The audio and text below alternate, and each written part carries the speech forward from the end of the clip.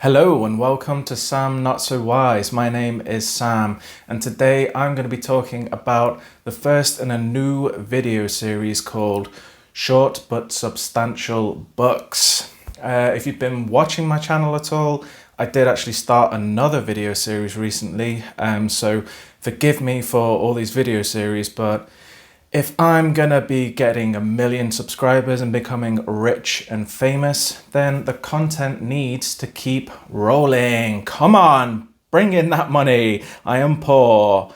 Anyway, in all seriousness, I did a video the other day about palette cleansers, link in the description. And at the end of that video, I talked about Glance Sci-Fi Masterworks books, which I described as books that are, well, there's a lot of books in that series that are shorter, so you can squeeze them in between big books, big series, whatever, but they might not necessarily be amazingly palette cleansery because they tend to be more substantial in their content. And I thought, there's a lot of books that I've read that are like that, so I want to talk about them a little more. So basically, if you want to read a shorter book but still be impacted by the content or how it makes you feel or just the big thoughts in them, then I've got a lot of books that I can talk about. And this is a way of me just kind of whacking out, hopefully, a shorter video. Knowing me, probably not, because I ramble like I am now. But anyway, I think that's all I'm going to start with. So with much further ado, let's talk about some little books. So the first book I want to talk about is Piranesi by Susannah Clarke, which was written in 2020. And this is a short book. It's about 1/5 the size of her other book that she released. And it is about a man called Piranesi, obviously, who lives in this labyrinth world called The House. I believe that's what it's called. It's been a couple of years. And yeah, this is a labyrinth type house where there are endless rooms. At least that's how it seems. It's a very mysterious place. On the bottom floors, there's an ocean that changes with tides. At the top, it's full of clouds. And in between, there are just never-ending rooms full of statues. And it is a very mysterious place. And it's a really fun story because it's told in the epistolary form. So it's written by Piranesi through his journal entries. This is a strange world, and as far as Piranesi knows, only 15 people have ever lived, because it's him, a bunch of skeletons that he finds around the house, and then the mysterious man who he calls the Other, who he meets twice a week.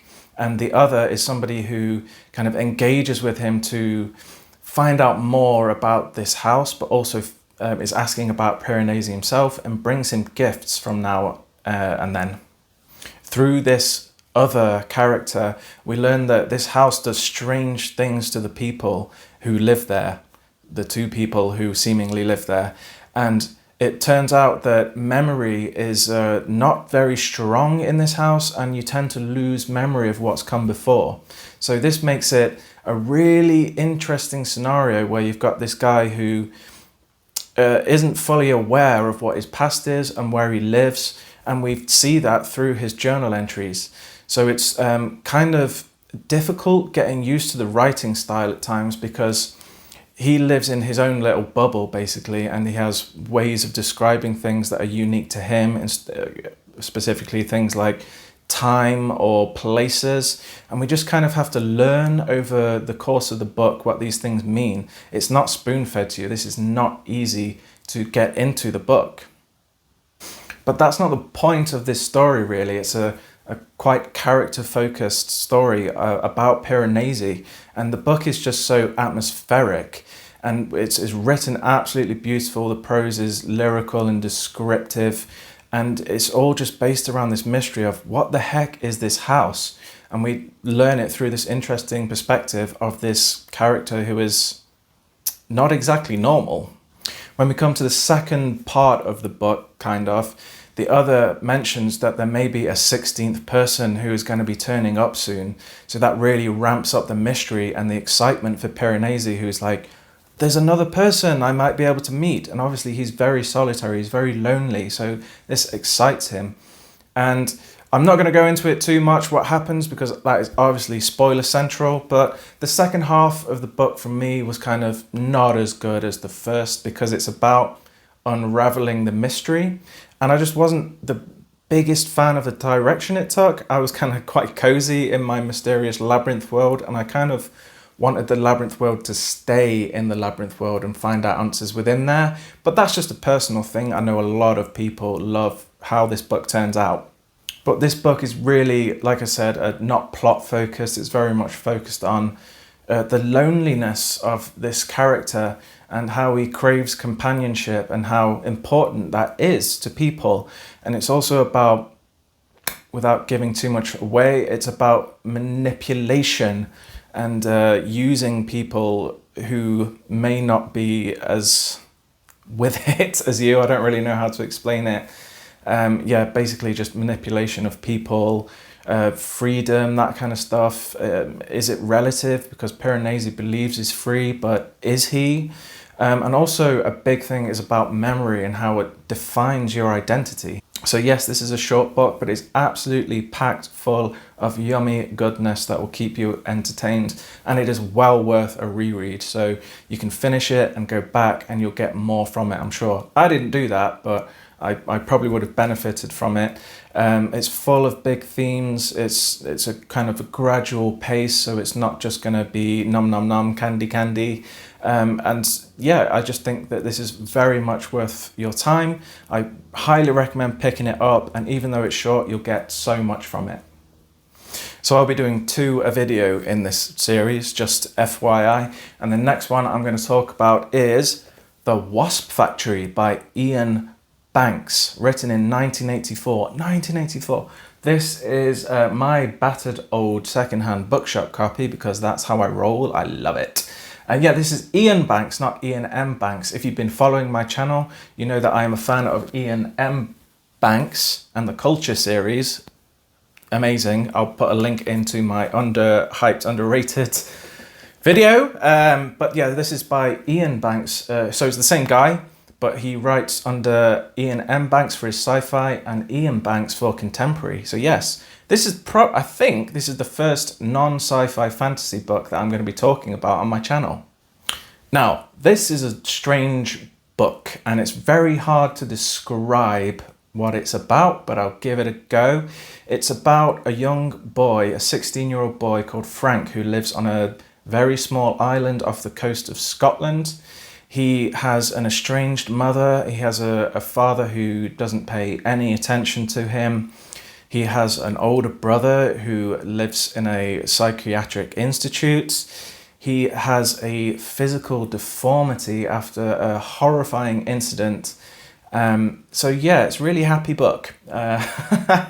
So it's based around this character, and it's very much, again, a character study of this child, almost like a coming of age in a way. It is set in the present, but we do learn about his past throughout the story, and it's very much focused on the psyche of this young boy who has gone through such a strange life. I forgot to mention that he doesn't actually exist on any records. Nobody knows he exists apart from very close family. So he lives a completely solitary life. I've just realized both of these books are about solitary people. I love happy books. So yeah, it's very Stephen King-esque in a way. I think people who like Stephen King will really like this story with the kind of the dark themes and the coming of age type plot. So yes, we really delve into the psychology of this young boy who has had a rough time, and basically what results is this boy is a psychopath. So I am no psychologist. I cannot attest to this being a real thing, but I do hear that a lot of psychopaths engage in a lot of animal cruelty, and there is animal cruelty in this book. That is a big content warning for this. The Frank does a lot of animal sacrifices, one of which is in the name, the Wasp Factory, which is, I won't tell you what it is, but it involves wasps and not pretty things. So yeah, it's a very dark look into how psychopathic people may come to be. Now, the biggest thing about this book that it lives in my memory and always will is the ending of this book. So obviously I'm not going to spoil it, but there's something that happens right near the end that just completely recontextualizes everything that has happened.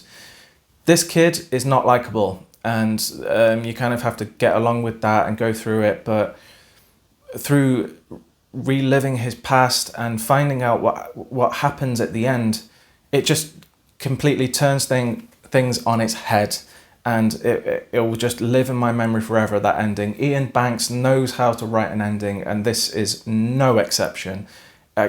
Absolutely amazing.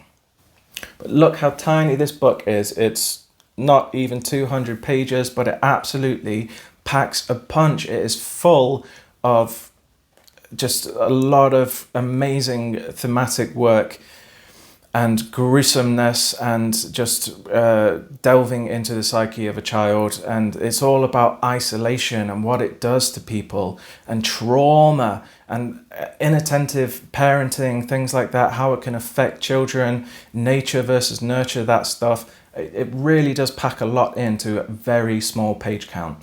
So if you're into the Kingian type psychological horrors and want an intense, deep study of a child growing up in isolation, and you have the stomach for it, I really recommend this tiny little book. And by the way, I forgot to mention, this was the first book he ever wrote. Like, what an introduction to this author. I absolutely love Iain Banks. So if you have the stomach for it and you want a less than 200 page book that will blow your mind at the end after an intense ride, please read The Wasp Factory. So hopefully that wasn't too long in the tooth like I always am. I really wanted to talk about these books they're basically me in books. Short, but full of substance. So this is the first in a series. I'll release them every now and then, just so you can pick up some shorter books, but still delve deep into some amazing themes and blah blah blah blah. Long in the tooth. Samuel, shut up. Thank you very much for watching. If you've made it this far, please like and subscribe and join the journey. I'm having so much fun. I need to talk to more people. And that is it for now. See you next time. Goodbye.